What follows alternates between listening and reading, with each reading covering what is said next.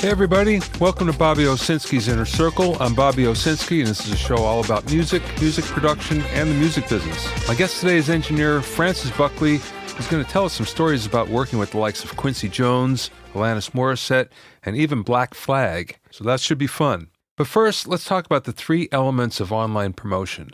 Most artists and musicians have an online presence, but there's no strategy behind that presence, and they don't think of how all of the elements of their online presence fit together and in what categories they fit together. So if we really think about this hard, we find that there's three basic elements of online promotion.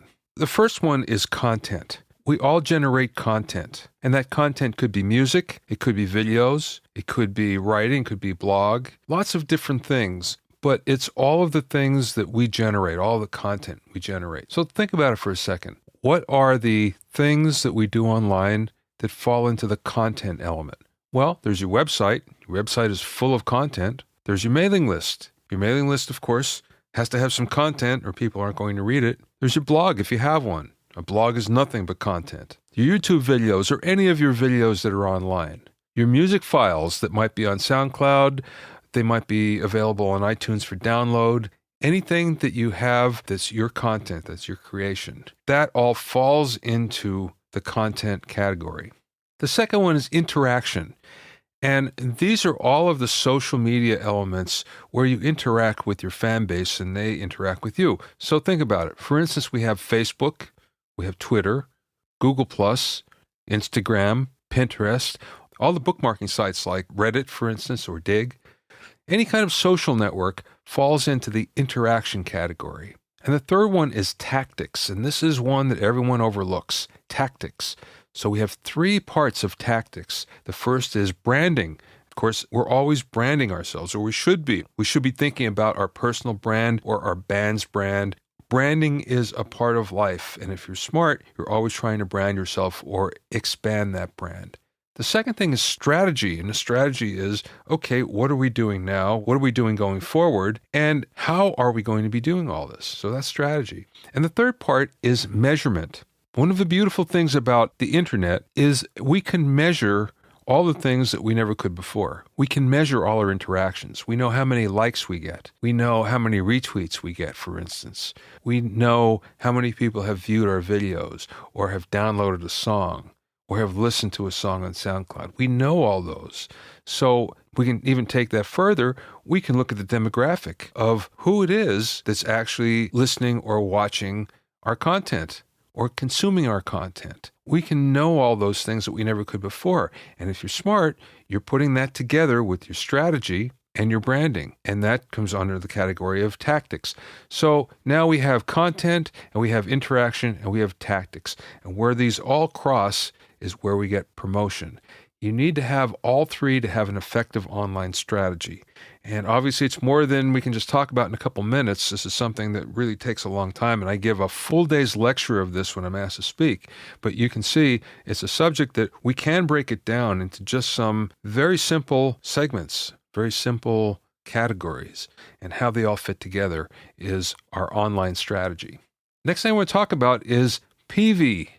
Yes, the brand Peavey, and the company is restructuring. Now, first of all, Peavey is now in their 50th year. Yes, it's their 50th anniversary. This has been the backbone of the music business for a long time, one of them anyway. They were always an alternative to Fender or Yamaha. So in other words, if you're a music store and you couldn't get the Fender franchise, you couldn't get Yamaha, well, you go and you get Peavey. Peavey was always a good alternative. And Peavey was good for dealers. It was good for musicians. It was always inexpensive, well-made gear. And for the most part, it was always made in the United States. One of the problems that we're seeing here is even a company like Peavey that's long been known as standing up for the American worker, even they're moving to Asia. So there's a lot of manufacturing that's moving over there. One of the things they're doing now is they're downsizing. So they're laying off 100 people, which is kind of a drag. And this is right in their home base of Meridian, Mississippi. And they're also closing their UK distribution center. That being said, Peavey is strong. It's stronger than ever. And they're in a lot of different places. They still make guitars, amplifiers, everything else you can think of, but very, very strong in the sound reinforcement. And they're even very strong into venue sound now for like churches and any kind of venue. So that's Peavey. They're restructuring, but they are in their 50th year, and congratulations, Peavey. If you have any questions or comments, send them to questions@BobbyOInnerCircle.com, questions@BobbyOInnerCircle.com. My guest today is Francis Buckley, and he's engineer for the likes of Quincy Jones, the Pointer Sisters, Alanis Morissette, even Adam Sandler, and also the one I want to talk about, the godfathers of punk, Black Flag. Francis has worked on 6 #1 albums, 3 #1 singles, and 15 top 10 singles, and he's won several Grammys, Emmys, and Golden Reel Awards. I spoke with Francis from his home via Skype. All right, Francis, thank you for being in my inner circle. I appreciate you taking the time to come on and have a chat. My pleasure, Bobby. Thanks for having me. Let's go back to the beginning. I know a lot about you, but I don't know how you started in the business. Well, I was a musician. You know, I spent my 4 years of high school in both band and choir, and joined my first band. I played drums, and actually, the guy who taught me to play drums, he was my grandfather's cousin. His name was Joe Brado, and he and his wife played in the original NBC orchestra on radio, and he was one of these guys that just lived and breathed music. It was so great to be around him because he had like all this crazy old stuff, man. He had lots of old percussion instruments. He gave me a 26-inch Slingerland bass drum with calfskin heads on it, man. It's just all this crazy old stuff. But he's the one who really lit my fire because he said to me, I'll bet you everybody in the family is saying music's a wonderful hobby, but it's not a way to make a living. And I said, yeah, that's exactly what I hear. He said, well, let me tell you this. I've been in the music business my entire life. I never lived high on the hog, but I loved every minute of it.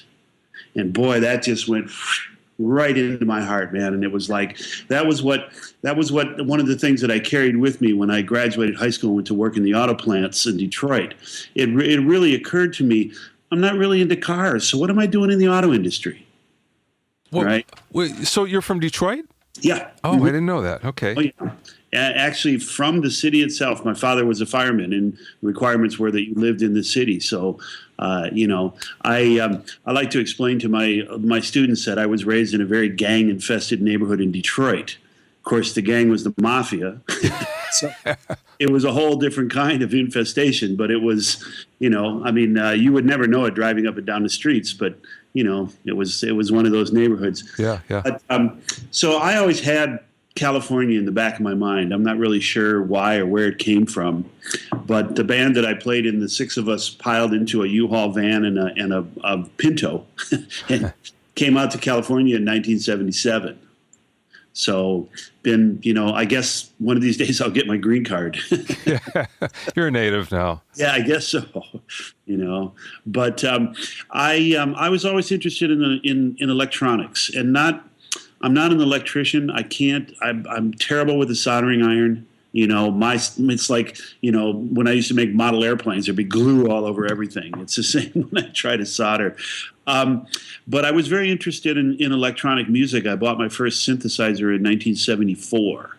And I was very into it, but as a whole nother genre of music, not to replace a keyboard in a band or whatnot. But when I was in college, I played in the jazz band. And I was one of like 27 drummers, and I wasn't that much of a jazz drummer, so I didn't get a lot of chance to sit behind a set. But I brought the synth in one day, and I said to the instructor said to me, "We're not making movie music here, Yeah. And I said, "No." I said, "What part can't you cover?" So I would be doing things like playing the third sax part or the fourth trumpet or something like that, and he was blown away with it. Wow, that's cool. What synth was it? It was an electric comp. It was an EML 101. Oh, no kidding. Wow. It was one of the first ones that was actually biphonic, where you could play 2 notes at one time. It was the only synth in the world that did it. Those are rare in the States. Yeah, they really are. I mean, I found one at a little music store that the guy was really into synths. He had one of the ARP 2600, the big one, was all patching.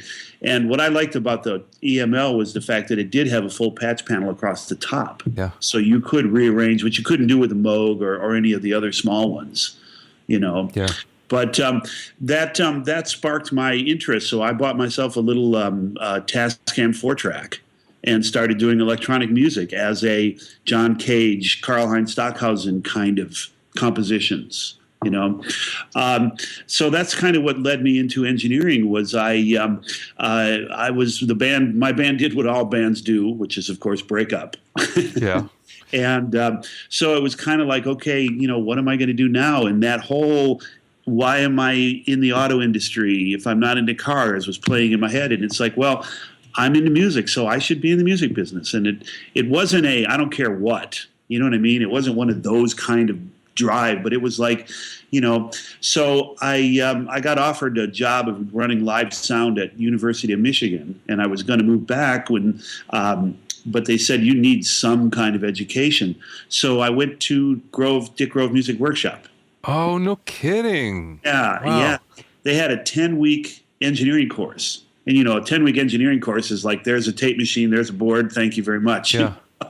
And but Dick Hunt, the guy who ran the place, came to me, at the end of it, and he said, "What are you going to do now?" And I said, "I'm not really sure." He said, "Well, you have a really good knack for this. You should continue your education."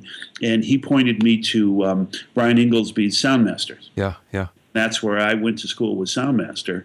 And they're the ones who got me the two jobs that really kind of launched me. They sent me to Unicorn Records in Hollywood.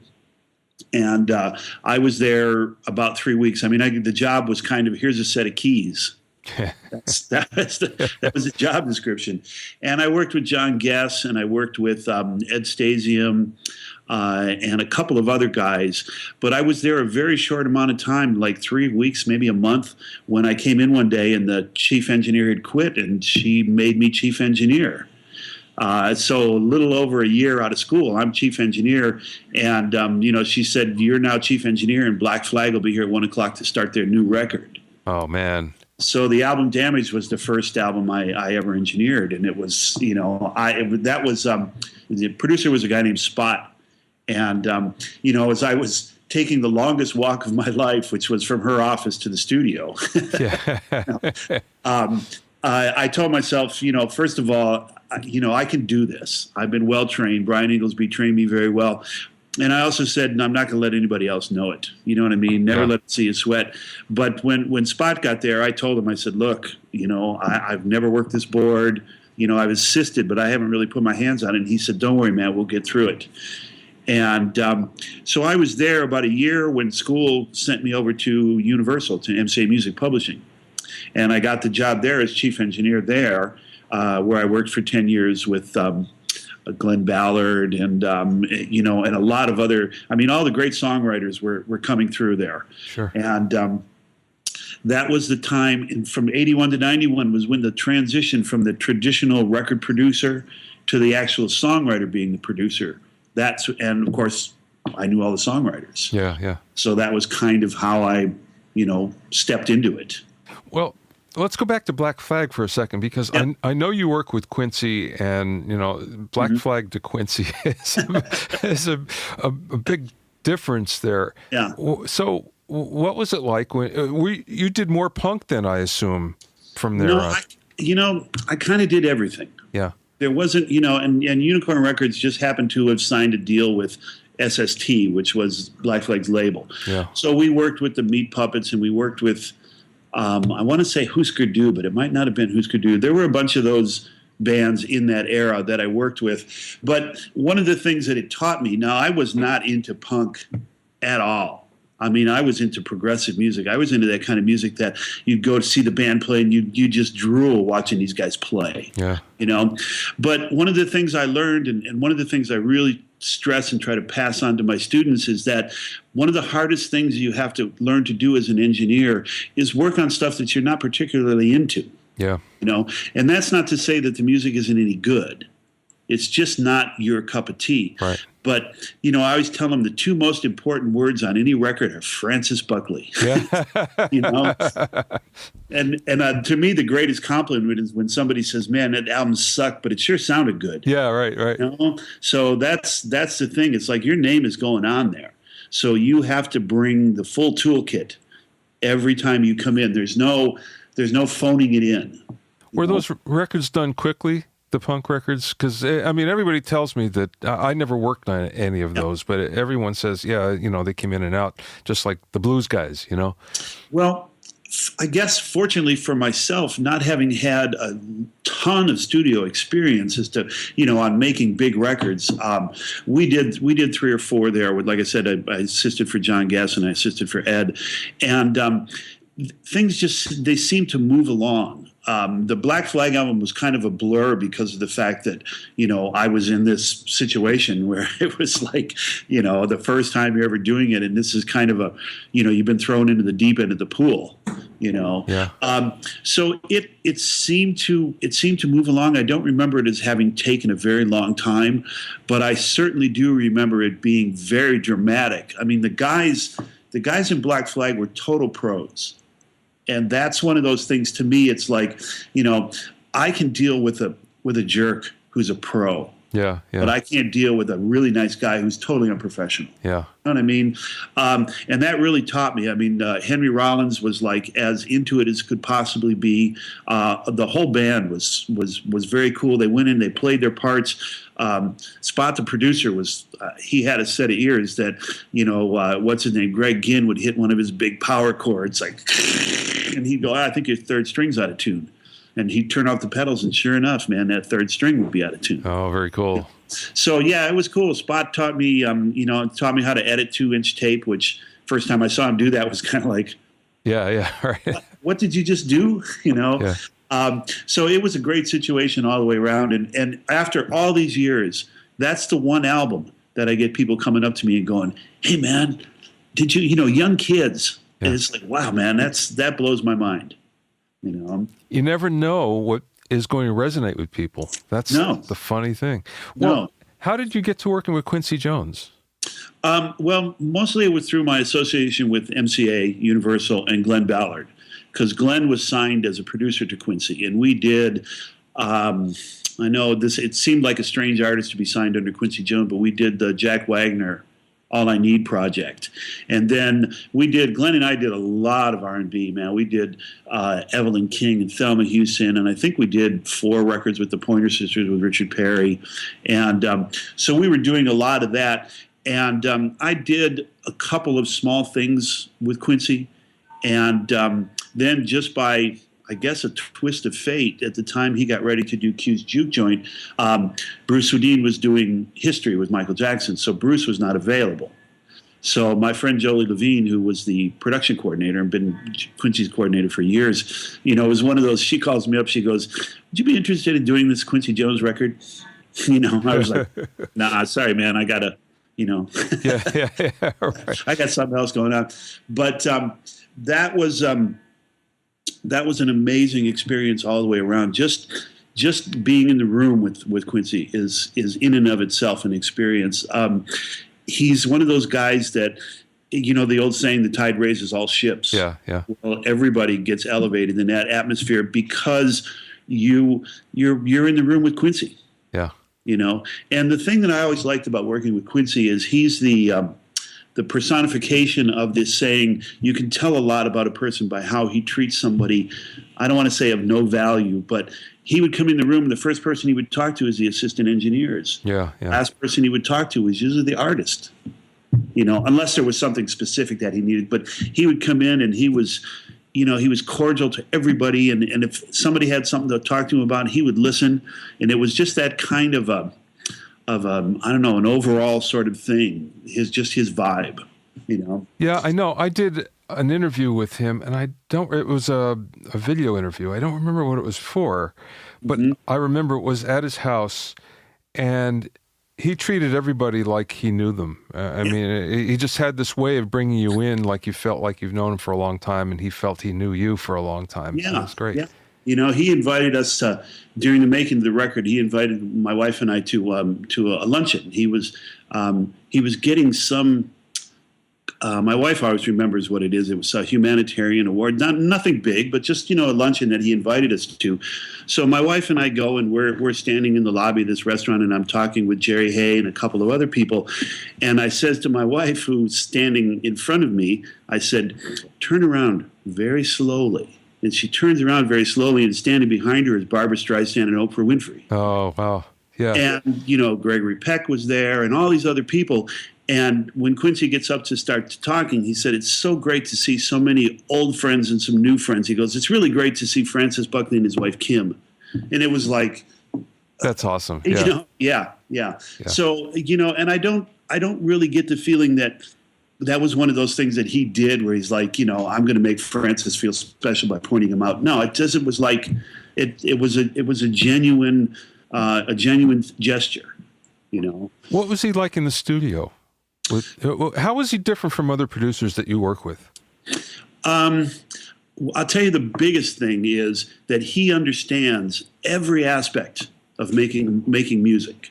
Everything from the concept of the melody to the microphones that you use. Okay. Now, he never once said to me, "That's the wrong mic," or "This isn't the way to record it," or anything. He is, "You're a pro.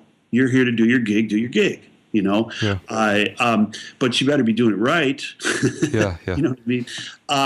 In fact, when we did the Q's Juke Joint record, we did, I would say, 95% of it on the black-faced ADATs.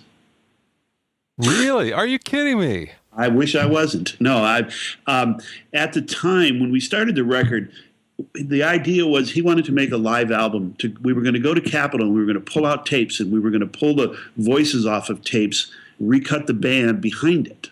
Okay, so I come into Capitol and there's all these strange tape machines, 3-track and all this crazy stuff. Well, the first one he wanted to do was "Fly Me to the Moon" with Sinatra.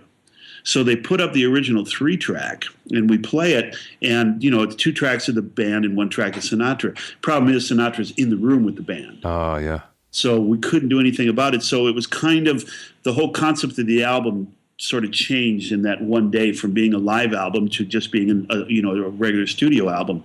And when I originally started, it was 4 days. That was what I was going to be there for, because I was going to cut the band. Al Schmidt was going to come in and do the big band horns. Mick Owsinski was going to set up the mixes, and the artists were going to come in and sing to the mixes that went down. That was the plan. Wow. Yeah, so at the end of 4 days, we don't have a whole lot done. So I said to Jolie, I said, "What, now what?" And she said, "Well, we'll just kind of wait and see." So I told her, I said, "I'll clear my calendar, and if Quincy needs me next week, I'm available." Well, that went on for 7.5 months. Not a bad gig. It was awesome. I never knew what to expect. I never knew what was coming in. It was kind of like, well, we might have this person, that person.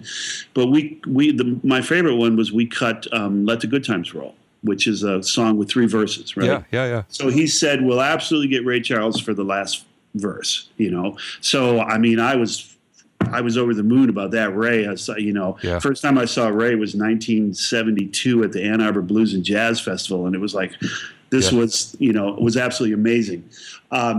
So the day comes we're going to cut the vocals. Well, who does Quincy show up with but Ray Charles, Stevie Wonder, and Bono? Wow. So, and that was the tone of the album. It was, I never knew, but the most fun was when we were finished every night, he would send somebody out for a relatively expensive bottle of wine. And we would sit in the studio and he would tell stories, or whoever he had there. He had, was there one evening we were there with him and Nancy Wilson, and they were talking about touring back in the day. And it was like, God, I hope this night never ends. Yeah. If only had a tape recorder running at the time, Yeah.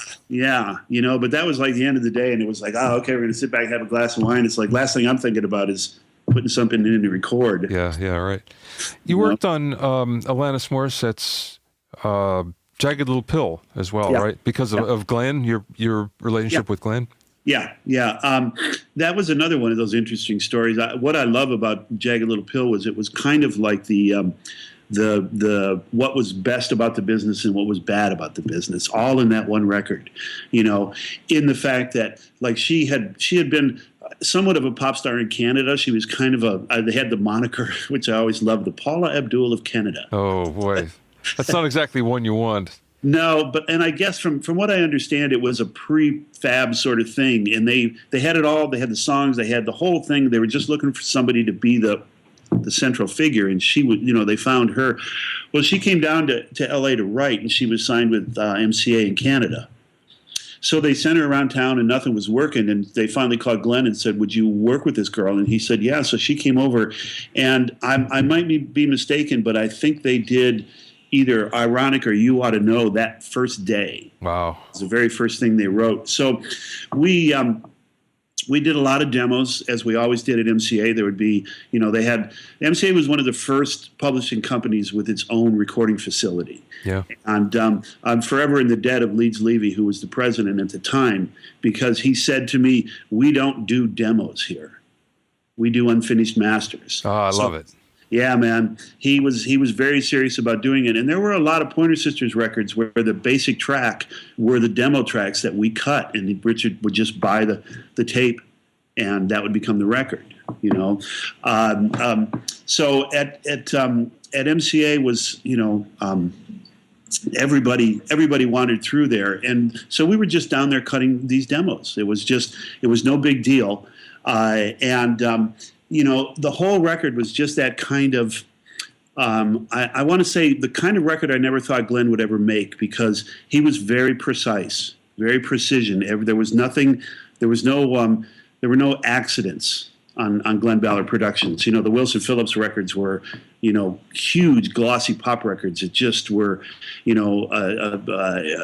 own signature. But with this, it was just kind of like they were songwriting demos, and there were a few overdubs that were on it, and there was a magic and an urgency. In fact, Perfect, which is one of the songs that I mixed on there, they wrote that in a day, and Glenn called me about midnight to come down and mix it. And they sent it to the record company, and they got a couple of the other big-time mixers to do it, and couldn't get what was there on the original, so that's what they went with. And there's a lot in the record company that I give it up to them for, not shining that record up. Yeah. And if you look at it, it got every nod it could from Naris except engineering, which I totally agree with. It got Record of the Year, Album of the Year, Song of the Year, but not Best Engineering, because it really, it is what it is. But no one was concentrating on that, though. Sounds like, yeah. No, and I think that's the beauty of it, is that we were just writing songs and seeing what we could come up with, and it was a fascinating project, because when Glenn took it out to shop it, as with the Beatles, she got turned down by everybody. Yeah. In fact, I remember when afterwards, after that record, we were doing the Aerosmith record, and Steven Tyler said he wanted to write a book called "All the People That Turned Down Alanis Morissette." I'm just reading his book right now, actually. Yeah. That came out, which is a hoot, I got to say. Yeah, fascinating bunch of guys. But that, and then when everybody turned it down, and finally Madonna, who I guess was under some sort of a contractual thing that she had to put an album out that year, just said okay and signed her and just put it out. And it wasn't like there was no billboards on Sunset Boulevard for Alanis Morissette. There was no full page ad anywhere. They released it to college radio, and it did what every great record has ever done. It just caught fire. Yeah. It was a place and time, Yeah. Okay, let's come back to, you did a lot of glossy productions. Mm-hmm. What makes a glossy production? When you're mixing, what were you doing? Well, my whole thing, I'll tell you who was my big inspiration, and a lot of it I didn't even realize who he was or that I was being inspired by him, is your good friend Ken Scott. Ah, yeah. Okay, I hold his records up as to me, it's like, man, there isn't anything in there that you can't hear. There isn't anything in there that isn't a compliment to something else. So to me, it was like, it wasn't like today's productions where you can take all the time you want and you can try a million different things and whatnot. It was of when we recorded something, is this fitting in with what we already have, that we have already decided that this is a master? We're not going to go back and recut the drums. We're not going to go back. I mean, we cut. To me, a great record is the band in the studio playing together. That's a great record. And most of the productions up until, I think Quincy was the first record I actually ever used a Pro Tools system on. Really? That long ago? Wow. Yeah, 95. Wow. It just changed from Sound Tools to Pro Tools. Yeah. And it was it was still very problematic. But we used it to build at the beginning, there's a big collage of voices. That was all done with Pro Tools. But so to me, it was a matter of, is what I'm recording fitting in with what I have already recorded? Mm-hmm. I don't know that I have, at least in my own mind, I don't have a particular engineering style. For me, it's everything is a fresh start. Yeah. I don't write down settings. I write them down, of course, for recall, but I never go back and go, what did I do to get that sound? I go, well, I know I used this, that, and the other thing, because I loathe cookie cutter. I don't walk in and go, okay, give me my usual mic and my usual preamp and my usual this and that. It's like, I was taught to record with bare minimum, and also, back in those days, we were inventing things. Yeah, sure. Triggering drums and stacking vocals, and the way with Quincy, the way we used to get those huge vocal stacks was he would have 4 singers come in, and they would all sing the first note of the chord, and then they double it and triple it, and then all of them would sing the next note of the chord and double it and triple it. So you'd have this big, huge thing, which we then, of course, would mix down to stereo. Yeah, yeah. And that was a decision made. So I think a lot of it had to do with the format that we were working with, where we were forced to make decisions, that we were forced to get stuff to work together because there was no going back. Yeah, not a bad thing, actually. I learned on 8-track, and I thought that was a wonderful format because you had just enough to play with, but yet not too much that you didn't, you had to make decisions. It was great. One of the great lines from a Billy Joel song is that he says, "All your choices make you change your mind." Yeah, it's great.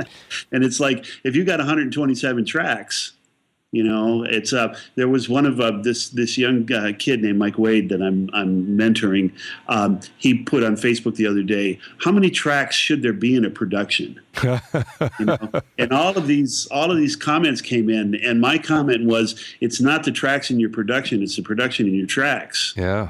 And that's really, to me, it's like what I see today is no one sees the end.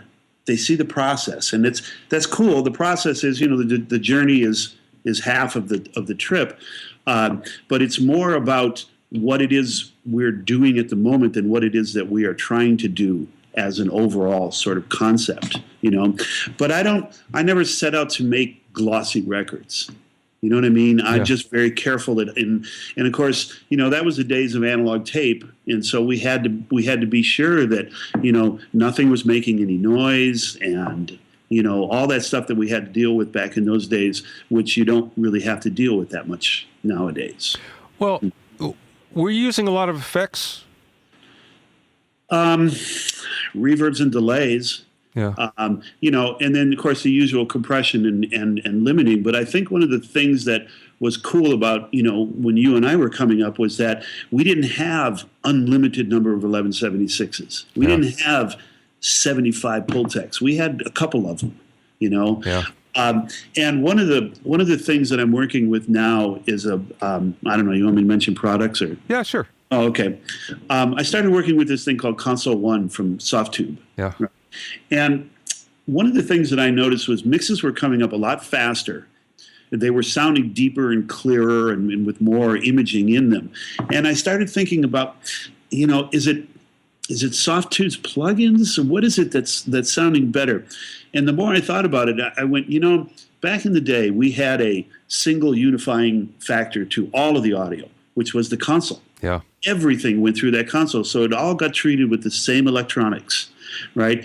And they were generally really high quality electronics. That's why when people say to me, why do the old records sound better? It's because they had better electronics, man. We're running through, $100 microphone into a $75 mic pre. Yeah, right. Plugged into a $250 interface. It's like, come on, So it was much more of a challenge in making records because there wasn't much to hide behind. Yeah. So anyways, with this console, what I started thinking was, yeah, that's true. Back in the day, I would use pretty much one type of EQ, which was the EQ that was on the board. And you'd bring in a few esoteric pieces for the lead vocal or, a nice EQ or something like that. Well, nowadays, we got all these different manufacturers with all these different types of plugins, and you may be using, 10 EQs, but they're all EQs from different manufacturers who have different phasing and timing and all kinds of different issues, Yeah. And then there's no console. So there's this one single unifying factor. So to me, when I was working with Console One, because that's what it would be, I would just load up the entire mix with all the same EQ. And if I wasn't getting what I wanted, then I would put up something different. But I found that I was using probably almost as much as 80% fewer plugins because I was using one particular one across all of them, which was giving it a unified sound.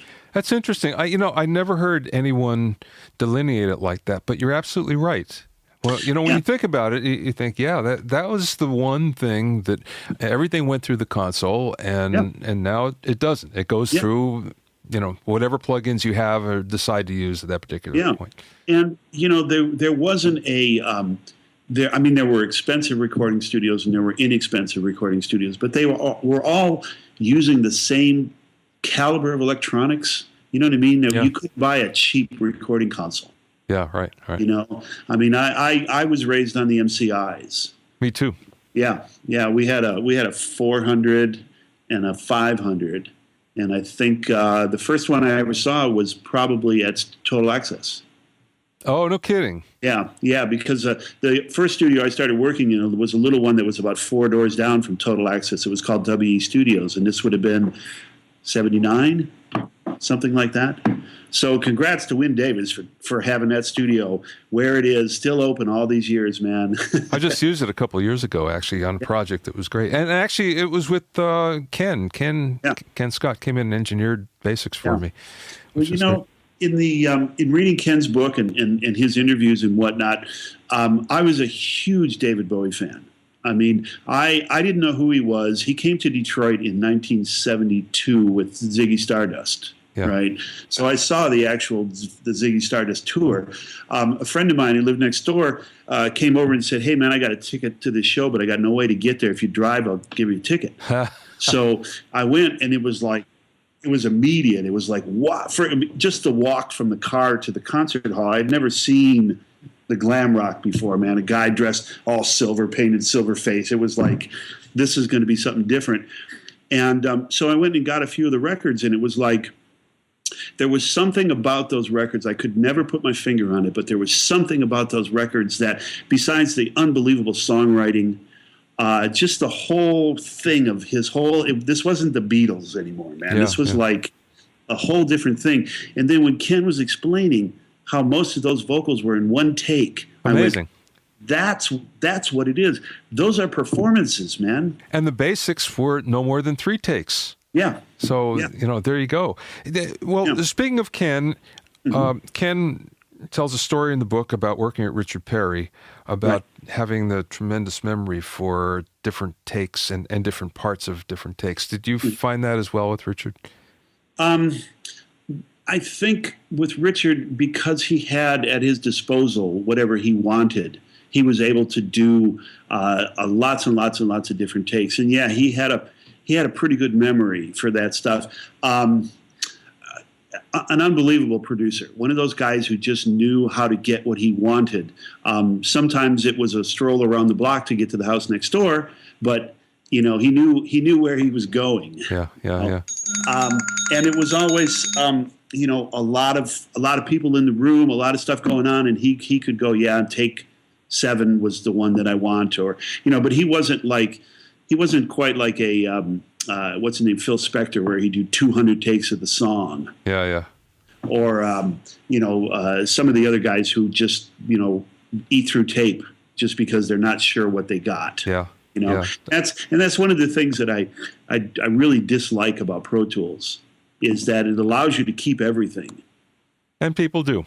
And they do. And it's, and that's part of it. I mean, without knowing that I was following in Ken Scott's footsteps, to me, it was like, I'll send a vocalist out and I'll give you 3 full shots. Sing the song top to bottom in 3 full shots, because I'll tell you what, if you can't sing it in 3 takes, you're not going to sing it in 300 takes. Yeah, right. You're just not going to.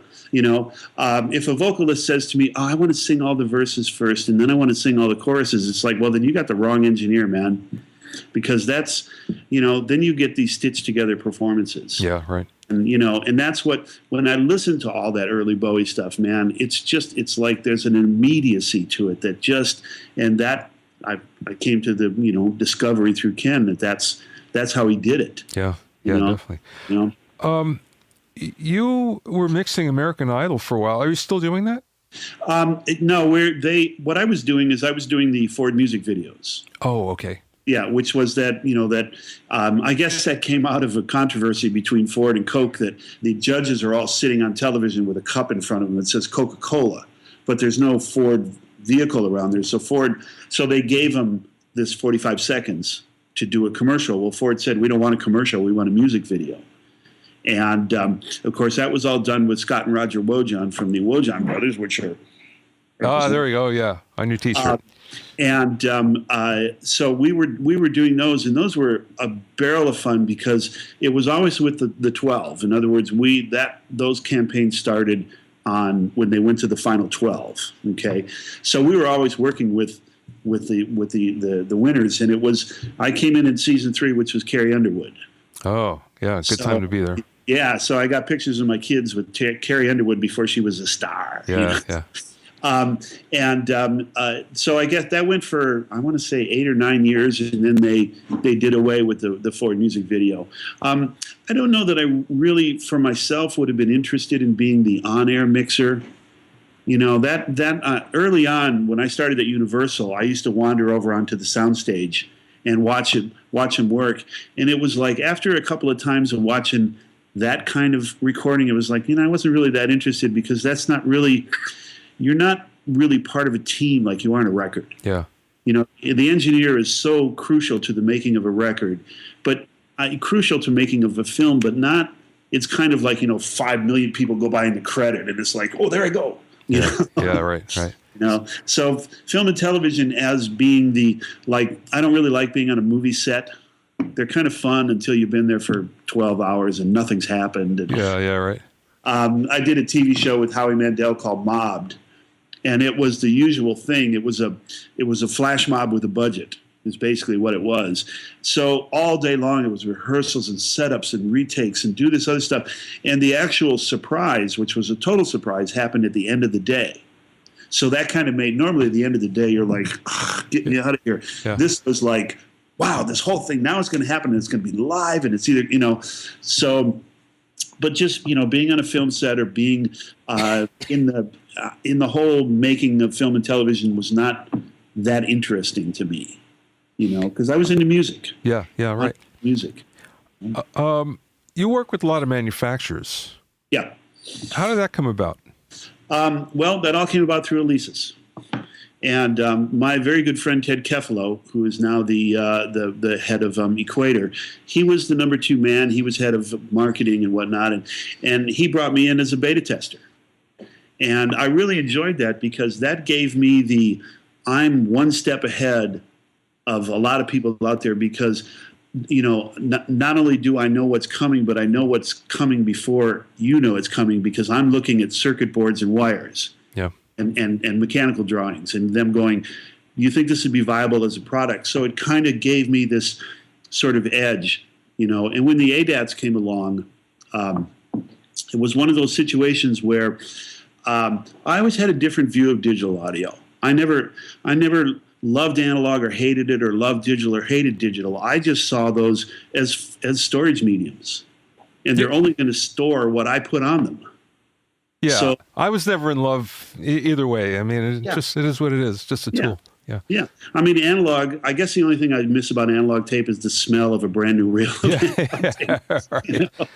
Other than that, but when the ADATs came along, I embraced them heavily because I was part of the design and development team, and it was so much fun to go, wow, and record something and have it come back exactly the way I put it down there. Yeah. Because when the ADATs came along, the A to D converters that they were using, the work of people like Marcus Ryle and all those cats, it was like, this was real scientists who were in love with the product that their products were going to be used in. In other words, these guys were all musicians first. Right. So, and then Elisa's kind of exploded. They got really huge and just sort of collapsed under their own weight. And all the people that I knew from Elisa's wound up at other companies. Yeah. So I would go to the NAM, and where, originally NAM would take me a day. Now it takes me 4 days because I know so many people at so many places, and starting getting involved with all these different manufacturers, which is really fun. I really enjoy that. I think that's where we met at Elisa's, because I think so. I was on the beta team on a lot of projects, and I also wrote a lot of their early marketing, a lot of their ads and things, and manuals. I wrote a lot of their early manuals too. So did you work closely with Ted and Alan Wald? Well, Alan mostly at that point, yeah. But of course I knew Ted really well and still do. And I love his speakers. I use equators all the time. So And he's one of the true unique characters of the manufacturing business. He truly Ted is. There's nobody who says, I think I know Ted. No, you either know him or you don't know. He's his own man. You know. But it was a fun thing to do because I was always bringing new stuff into the studio, always something new. And the ADATs, we did so much A/B comparison. I put it up against the big Sony 48. And, the difference was so minor, and it wasn't one sounding better. It was just one sounding different. Yeah. And I made the decision to use it on the Quincy record, but I called Elisa's up and I said, look, I'm going to help put you guys on the map, and I want a tech here with me the whole time. So I think I had like 10 or 12 ADATs on hand, for which I was using between 4 and 6 the whole time. And I got to say, Liz, when we first started talking, you asked me about Quincy. He knows the process so well that he got hip to the fact that I could always give him 8 more tracks. Yeah, right. It was like, give me another track, give me another track, give me another track, So I think when we finished that record, I think I had 1,000 ADAT tapes. That's amazing. Yeah, because I had slaves and work tapes and copies, and things were going off to Europe to have somebody put something on, and stuff was coming back, and we did some of the early EdNet sessions on that. I recorded Phil Collins from Sweden, and Shaka from London, and Barry White from Boston, and Gloria Estefan from Florida. So we did a lot of that sort of stuff as well. It must have been crazy to keep track of everything. Well, my assistant, Stephanie Gilden, and I came up with the librarying system, so we had, we came up with a system, but when we were done, and it came time to mix, Quincy always had a notepad that had all of his, calls and whatnot on there. And I was doing something, and I happened to look down at the paper, and there was a message on there from Bruce Swedien just checking in, Yeah. It was like, oh, man, am I going to lose the mix on this thing? But when it came around to it, Quincy came to me and said, he's going to have Bruce mix the record. And I said, well, Quincy, you've just made me the most nervous man in Hollywood. Yeah. All right. But it was a blessing in disguise because I realized that I had been working on all of that stuff for so long, and that was before the days of heavy duty recall and all that. So every day I had to come in and get up a rough mix. I had to bring up the faders, and and every time we changed songs, it was like pull the faders down, put the thing up, bring up another rough mix. So I had done mixes on all those songs over and over again, and I wasn't sure what I was going to bring to it. Yeah, sure. So having a fresh set of ears, and of course, arguably some of the best ears in audio come in. But he gave me the greatest compliment I ever got in my career, which was he said to me, that was the easiest record I ever mixed because everything was where it was supposed to be. Oh, wow. That is great. Any compliment from Bruce is major. And of course, part of the reason it was like that is because when in the end we transferred everything over to the 48. Oh, okay. Because I didn't want Bruce swimming in a sea of tape. Yeah, sure. I didn't want him, because it can get, with that many tapes and all that, taking it in and out, the cartridges and whatnot, got a little bit frustrating. Yeah. And I didn't want Bruce to run into that. I wanted him to have a smooth sailing thing. Well, not only that, you're sure which takes are which takes and which tapes are which tapes, and so it makes a lot of sense. Because I didn't want to be off on some other project and have somebody call me and go, where the hell is this or where the hell is that? Yeah. But of course, back in those days, that transferring digitally from ADAT to 3348 and all the synchronization and word clock and all that stuff was just starting to come in, and we were just beginning to understand what word clock meant and what synchronization. The difference between analog and digital synchronization is worlds apart, because analog, there's a little amount of slop that you can't have with digital. So most of those tracks were transferred 2 tracks at a time. So, yeah. That must have took a week right there. Yeah, and I think I had 3 studios going, because I was still in the studio with Rod. We were still overdubbing right up to the very end. Jeez. Yeah. That's cool. Yeah. What are you doing now? Well, right now, I guess for lack of a better term, I'm sort of retired because of my hearing. Okay. I always knew I had, first of all, I know that I hear differently in each ear. I think everybody does. And I can remember when I was a kid, my parents had a whole house fan that they would run in the summertime. And I could sleep on one side and it would sound one way, and I could turn my head the other way and it would sound different. Yeah.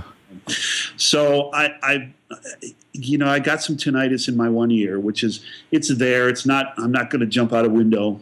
It's not to that point yet. But I went to the audiologist with great trepidation. It was kind of like going to the oncologist when you already know the answer. Yeah. And the curve was not very good. At about 4K, it starts to slide. I noticed in school we would do ear training with frequencies.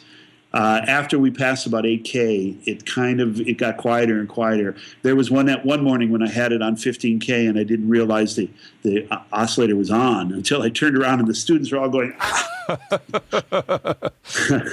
So, I kind of decided that, maybe for the longevity of my hearing, that maybe it was time to get out from in front of the speakers. So it was a kind of an agonizing decision, because it really meant that what I've been doing for the last 30 some years is now sort of come to an end. But how do I put this delicately? It's kind of, somebody asked me, are you going to miss it? And I said, I already do, because it's not like it used to be, man. It's not, the kind of sessions like Quincy where, my new joke is there was a time when I was the least talented guy in the room. Yeah. You know what I mean? Yeah. My career was blessed with working with guys like JR and Steubenhaus and Vinny and Landau and, all these incredible musicians who could come in and in a take or two, not only find the song, find the part, but get it recorded. And it was like, there were so many times I'm in the studio going, I can't believe that I'm in the room with these guys. How the hell did I get here? And now, of course, I have to be the drummer. I got to be the guitar player. I got to be the singer. I got to know how to put somebody in tune. I got to be able to fix timing. And it's like, if it was an incredible song that I was working on, I could bring something to it. But it just got to the point where it's like, the songwriting, because again, my early years were with all the best songwriters in LA, man. And I knew a great song when I heard one. Yeah. So, that's kind of one of my new things now is sort of advocacy for hearing protection, because, we got artificial hearts and lungs and kidneys and all this other stuff, but we don't have artificial ears. Well, isn't that why Quincy stopped producing as well? Because I remember when I interviewed him, he was telling me that he just came back from somewhere in Switzerland Right. where he got brand new hearing aids, and he said, well, I can almost go back in the studio with these. Yeah, yeah. Well, I think he's kind of saying the same thing that I said, because they, and I'm sure that whatever hearing aid he was getting back then is leaps and bounds to what we have now. Yeah, okay, yeah. They're pretty spectacular, and what they'll do is they'll take your hearing back to what it was, or what it theoretically should be, right? Yeah. The problem is you put these little amplifiers in your ear, and then what? You're going to go back into the studio? Yeah, right. Does that make a lot of sense? Not to me. I mean, I love what I do. I've always defined myself by what it is that I do, but I think in the end it came down to that. I just want to be in the music business, and I still am. I'm working with all these manufacturers. In fact, when you and I are done today, I'm going to go to see Meyer Applebaum at his studio and take him some of these SBS design stuff that I've got for him to hear. Yeah. So, still going around and being part of it and all that. But, I don't know that, the rugged life of a recording engineer is something that I would want to say, okay, I'm back into, 18-hour days. And, Right. just, again, it all comes back down to that it's not what it used to be. I cannot work those days anymore. No. I can't. And I find, well, like for instance, I have a session tonight at 5 o'clock. And what's going to happen is I'm going to work all day. I start at 7 o'clock. It's like a second job. Yeah. And as fun as it is, it's like, oh, boy, by 10 o'clock, I'm beat. And that we would have just got started in some cases, way back when. So it's all changed. And also just the fact that you're not around as many people. You're not in studios or facilities where there's other studios, sit around and talk with people during a break. And of course, it's all changed. Well, I always said if I was forced to make a decision as to what it is that I did, in other words, somebody came to me and said, of all the aspects of making a record, you can only participate in one aspect. What would it be? It would be tracking. Yeah, Get right. in the studio with a bunch of crazy musicians and let's have some fun. Let's make music, even if it's difficult, even if it's really, really, something that takes a lot of time. But at the end, you go, wow, man, that was cool. Yeah. Mixing was always, because I started when I started, an engineer was on the record from start to finish. Right. There was no bring in the superstar mixer. And then suddenly these superstar mixers came along. And I always thought, I called it the lonely life of the superstar mixer, because you're in the studio all by yourself, or you're in the studio with everybody that's got an opinion. Which is even worse, yeah. It's even worse, because when you're tracking, everybody goes, wow, that's great. We're not done yet. So, we can come back in tomorrow and fix it. But the mix is always, everybody that, and the thing that always would drive me crazy was you would send somebody a copy early on and they would say, oh, no, it's too early for me to listen to. And then in the mix, they'd be going, I don't think the drum part is right. Yeah, right.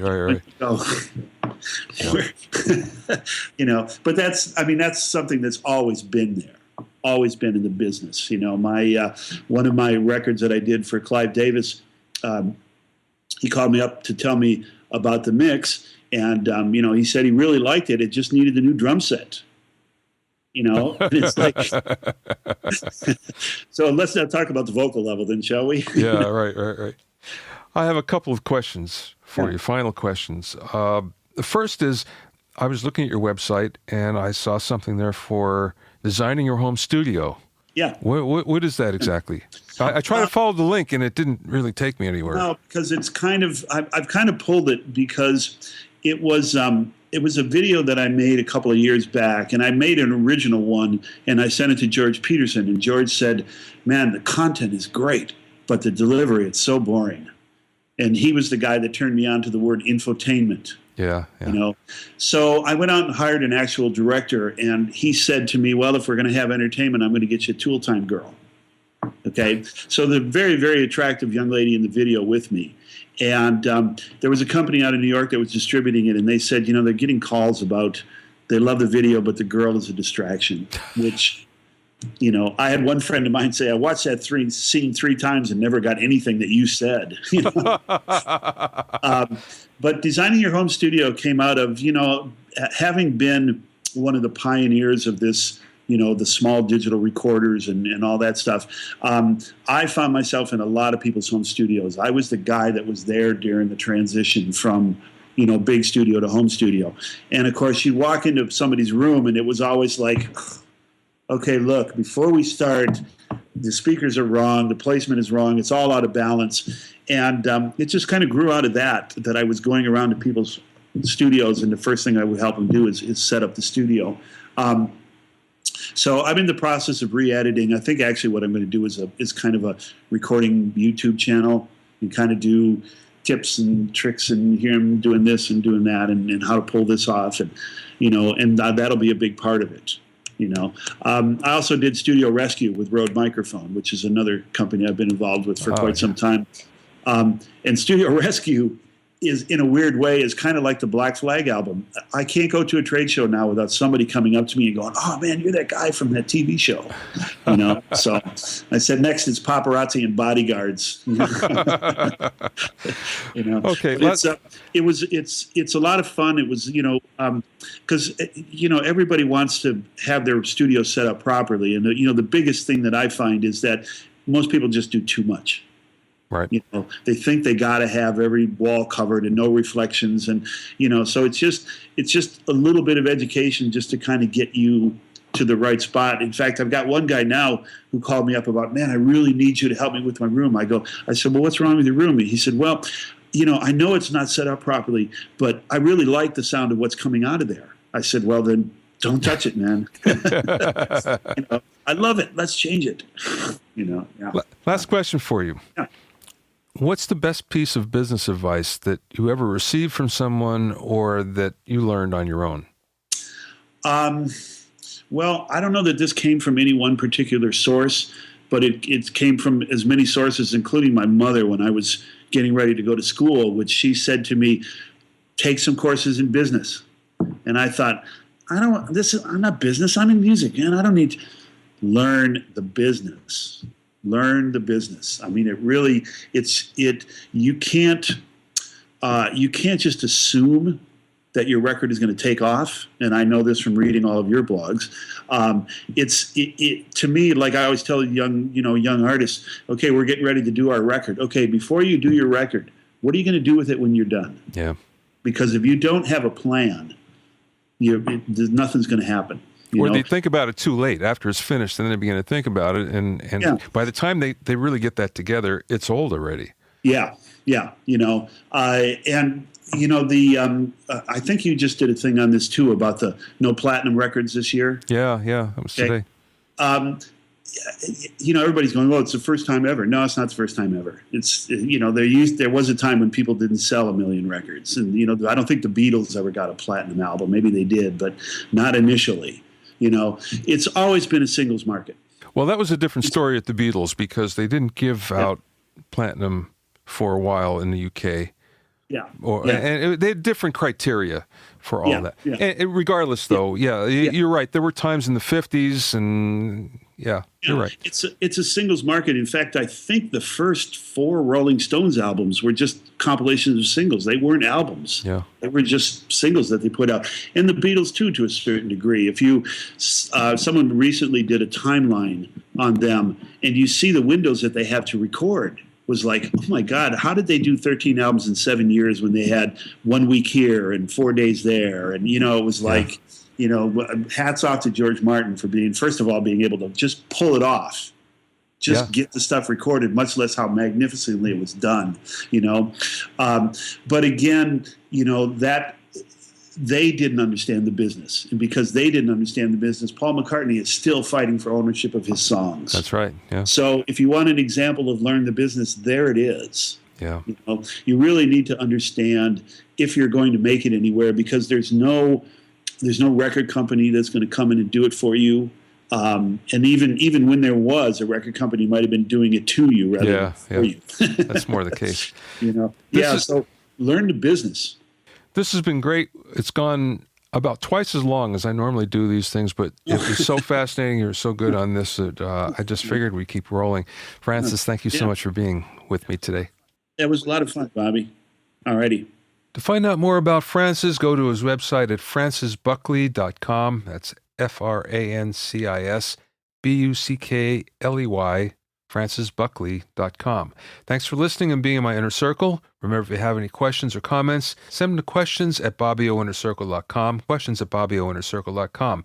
Many thanks to Steve Cherubino, who's the host of the Producer Podcast at theproducer.club. Steve's responsible for putting the show together. I appreciate it. Thanks so much, Steve.